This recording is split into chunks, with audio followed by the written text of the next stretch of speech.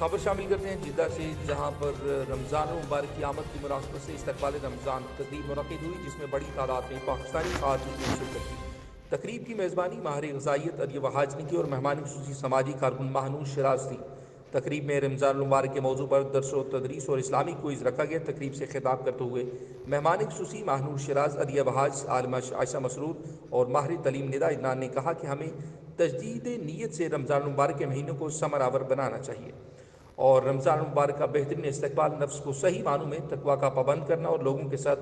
درگزر اور صلہ رحم سے رشتوں اور معاشرے کو مستحکم کرنا ہے۔ تقریب سے ماہر غذائیت عدیہ وحاج نے نبی کریم صلی اللہ علیہ وآلہ وسلم کی پسندیدہ اور بے حد مرغوب غذائیں جو غذائیت سے بھرپور ہیں ان کے استعمال پر زور دیا اور بتایا کہ رمضان میں صحت مند رہنے کے لیے سحر اور افطار میں متوازن غذاؤں کے استعمال کو یقینی بنایا جائے اور جس قدر ممکن ہو تلی ہوئی چیزوں اور چینی کا استعمال کم کیا جائے۔ تلی ہوئی چیزوں کے متبادل ایسی غذائیں موجود ہیں جن کے استعمال سے صحت مند جسم اور بھرپور ذائقہ دونوں بآسانی ممکن ہیں۔ تقریب میں مامونہ فاروق، سلمہ جہاں زیب، حفظہ عمر، طیبہ اختر، طوبہ شعیب، سحر